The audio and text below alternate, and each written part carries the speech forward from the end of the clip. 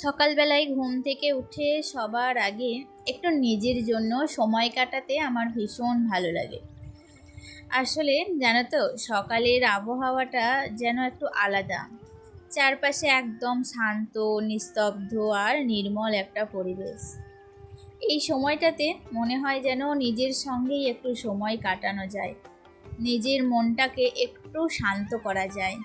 তাই আমি সব সময় চেষ্টা করি প্রতিদিনই খুব সকাল সকাল ঘুম থেকে উঠতে। সারাদিনের সংসারের কাজের ব্যস্ততায় আমরা অনেক সময় কি করি, নিজের কথাই ভুলে যাই। নিজের জন্য আলাদা করে কয়েকটা মিনিট বের করাও যেন হয়ে ওঠে না। তাই দিনের শুরুতেই সব কাজের আগে এই কয়েকটা মুহূর্ত আমি শুধু নিজের জন্য রাখি।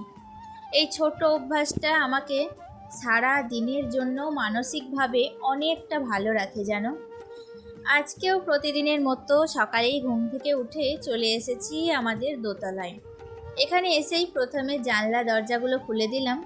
সারা রাত বন্ধ থাকার কারণে ঘরের ভেতরটা একটু ভারী ভারী লাগে, কিন্তু জানলা খুলতেই বাইরে ঠান্ডা নির্মল ঘরের ভেতরে বাতাস ঢুকে পড়ে পুরো পরিবেশটাকেই একেবারে ফ্রেশ করে দেয়। আর তোমরা তো জানোই আমি প্রকৃতিকে ভীষণ ভালোবাসি। গাছপালা, পাখির ডাক আর সকালের ফ্রেশ হাওয়া, প্রকৃতির প্রত্যেকটা জিনিসই আমার কাছে অসাধারণ লাগে। তাই আমি সবসময় চেষ্টা করি যে আমি যে ঘরে থাকি, যে সংসারটা আমি এত যত্ন করে সাজাই, সেখানে যেন প্রকৃতির একটু হলেও ছোঁয়া থাকে। কারণ আমার বিশ্বাস, ঘরের চারপাশে যদি সবুজ আর প্রাকৃতিক পরিবেশ থাকে, তাহলে মনটাও অনেক বেশি শান্ত আর ভালো থাকে। আর সেই চেষ্টাটাই আমি প্রতিদিন করে চলেছি। কারণ আমরা সবাই জানি সবুজ কিন্তু আমাদের সমস্ত পজিটিভিটিকে ধরে রাখতে সাহায্য করে। আগের দিন এই বেড কভারটা আমি পাশের রুমে পেতেছিলাম, কিন্তু ওখানে দেখে কেন জানি না তেমন একটা মানাচ্ছিল না। তাই ভাবলাম আবার এই রুমে একবার পেতে দেখি। আর সত্যি বলতে এই রুমে পেতেই আমার অনেক বেশি ভালো লাগছে। আচ্ছা, তোমরাই বলো তো, তোমাদের মধ্যে এই বেড কভারটা কোন রুমে বেশি সুন্দর লাগছে? কমেন্ট করে অবশ্যই জানিও। তোমাদের মতামতটাই আমি গুরুত্ব দেব। তারপর সেই রুমেই সবসময় এটা পেতে রাখার চেষ্টা করব। আসলে বেড কভারটা আমি অনলাইন থেকে কিনেছিলাম, কিন্তু ওরা ইলাস্টিক লাগানো বেড কভার পাঠিয়েছিল। আমার খাটটা একটু বড় হওয়ায় ইলাস্টিকের জন্য পেতে খুবই অসুবিধা হচ্ছিল। তাই শেষ পর্যন্ত ইলাস্টিকগুলো কেটে নিজের সুবিধা মতো করে নিয়েছি। এখন অনেক সহজেই সুন্দর করে বিছানায় পেতে নিতে পারছি। আর কালকের কয়েকটা জামা কাপড় ছিল, সেগুলো সকালবেলায় উঠে ভাঁজ করে একদম গুছিয়ে নিলাম। সকালবেলায় ঘুম থেকে উঠে যে কটা পেন্ডিং কাজ পড়েছিল, সেগুলোই একে একে গুছিয়ে শেষ করে নিলাম। আসলে সকালের এই শান্ত নির্মল পরিবেশটা আমাকে একটু আলাদা একটা পজিটিভ শক্তি দেয়। মনে হয় যেন সারা দিনের কাজ করার জন্য নতুন করে এনার্জি পেয়ে গেলাম। আর এই এনার্জি নিয়েই আজও চেষ্টা করব সব সংসারের কাজ সুন্দরভাবে স্টেপ বাই স্টেপ পরিকল্পনা করে শেষ করতে। কারণ আমি বিশ্বাস করি, কাজ যতই বেশি থাকুক না কেন, যদি একটু পরিকল্পনা করে একটার পর একটা করা যায়, তাহলে সব কাজই অনেক সহজ হয়ে যায়। নিজের ব্যক্তিগতভাবে জমিয়ে রাখা কিছু টাকা দিয়েই কিন্তু এই দুটো রুম একটু একটু করে ডেকোরেশন করেছি। এটা হয়তো খুব বড় কিছু নয়, কিন্তু আমার কাছে ভীষণই স্পেশাল। কারণ এই সংসারটা আমার, ঘরটাও আমার। তাই সাধ্য অনুযায়ী একটু একটু করে সুন্দর করে গুছিয়ে তোলার চেষ্টা করি। আসলে একদিনে সব কিছু করা সম্ভব নয়, কিন্তু আস্তে আস্তে সব হবে। যাই হোক, এখন রুমটা একদম পরিষ্কার এবং পরিপাটি হয়ে গেছে। আর গুছিয়ে রাখার পর সত্যিই মনটা অনেকটা ভালো লাগে। তবে এখনও অনেক কাজ পেন্ডিং পড়ে আছে, একটা নয় অনেকগুলো। কিন্তু আমি সবসময় একটা একটা করে ধীরে ধীরে কাজ করার চেষ্টা করি, তো কারণ একসঙ্গে সব কিছু করা কখনোই সম্ভব না।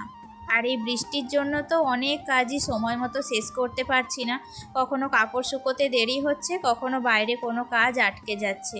তবুও আবহাওয়া যেমনই হোক না কেন, নিজের পরিকল্পনা অনুযায়ী একটু একটু করে সব কাজ শেষ করার চেষ্টা চালিয়েই যাচ্ছি। এখন যেমন ধরো, এই যে খুব সুন্দর রোদ করেছে, অনেক দিন থেকে কয়েকটা তেঁতুল কেনা ছিল, সেগুলো রোদে দিতে পারছিলাম না। তো সকালবেলায় রোদে দিয়ে গেলাম। ওই যে আকাশের কোণায় দেখছো মেঘ কিন্তু জমেই আছে, যখন তখন বৃষ্টি নামতেই পারে। আবার আমাকে দৌড়ে এসে সব তেঁতুলগুলো তুলে নিয়ে যেতে হচ্ছে। এইভাবে আমার তেঁতুলগুলো ভালো করে শুকোতেই পারছে না। আসলে আকাশে কোথাও মেঘ, কোথাও রোদ্দুর, কখনো কখনো মনে হচ্ছে যে আর রোদেই দেব না। কিন্তু কি বলতো, সংসারের মায়ার টানে জিনিসটা তো নষ্ট হয়ে যাবে, সেই ভয়ে আবার আমাকে নতুন করে সেই রোদে দিতেই হচ্ছে।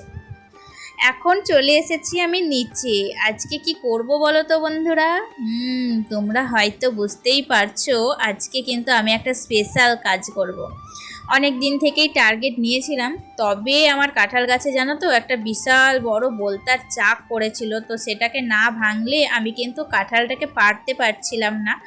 তো কালকে রাত্রিবেলায় আমি কিন্তু কেরোসিন তেল দিয়ে আগুন জ্বালিয়ে কোনো রকমে মানে বোলতার চাকটাকে ভাঙিয়ে দিয়েছি। আর এই দেখো কি হলো বলো তো, একদম এত ভারী ওজন হবে আমি তো বুঝতেই পারিনি। এক হাতে সামলাতে গিয়ে কাঁঠালটা একদম গুঁড়ো গুঁড়ো গেটের সামনে চলে এসেছে। তো তাড়াতাড়ি করে আমি তো বেরিয়ে পড়লাম। দেখো একদম কাঁঠালটাকে দু হাতে তুলে কোলে করে নিয়ে একদম স্বাগত জানালাম। ভীষণই আনন্দ হচ্ছে জানো, নিজের হাতে লাগানো গাছের আমার প্রথম ফল, বিশেষ করে পাকা ফল। এটাকে কিন্তু আগে মা মনসাকে বা যে কোনো ঠাকুরের প্রায় অঞ্জলি দেব, তারপরেই আমরা ভাঙব। অনেক দিন থেকে ইচ্ছা ছিল কিভাবে আমি এই কাঁঠালটাকে পাকাবো এবং পারবো নিজের হাতে, আর সেটা আমি তোমাদের সাথে শেয়ারও করব। যাবে জানি না এখন কাঁঠালটা কেমন খেতে হবে বা কতটা কি পরিমাণে ভালো হবে কি না, মনের মধ্যে কিন্তু একটা টেনশন থেকেই যাচ্ছে। খুব ছোট্ট একটা বিচন থেকে গাছটাকে লাগিয়েছিলাম, তো কোনো দিন কল্পনাও করতে পারিনি যে গাছটা থেকে আজকে এত বড় একটা ফল পাবো। আসলে আমি হঠাৎ করেই কিন্তু এমনি ইচ্ছা হয়েছিল, তাই বীজটা মাটির মধ্যে পুঁতে রেখেছিলাম। তো সেখান থেকে একটা গাছও বেরিয়েছিল, চারা গাছ। তো সেটাকে টবের মধ্যে বেশ খানিকটা বড় করে গাছটা অনেক দিন পর মাটিতে পুঁতে দিয়েছিলাম।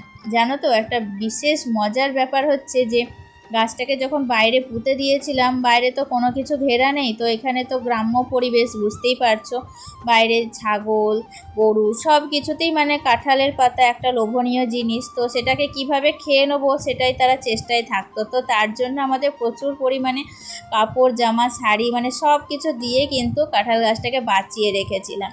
তো আজকে সেই অবদানটা মানে ফিরে পেলাম এত বড় একটা ফল পেয়ে। যাই হোক, ফল পেয়ে ভীষণই একটা আনন্দ মনের মধ্যে কাজ করছে, তাই ভাবলাম আমার এই ছোট্ট একটু আনন্দ তোমাদের সাথেও একটু শেয়ার করে নিই। আর এখন দেখো একদম চলে এসেছি অনেকক্ষণ পর, রান্নাবান্না কমপ্লিট করে একদম চলে এসেছি দেখো কলতলায়। আসলে কলতলাতে আর একটা খুব সমস্যা হচ্ছে, একদিকে তো বলতা হয়েছিল, বলতাগুলো তো মানে কোনো রকমের চাকটাকে উড়িয়ে দিয়েছি।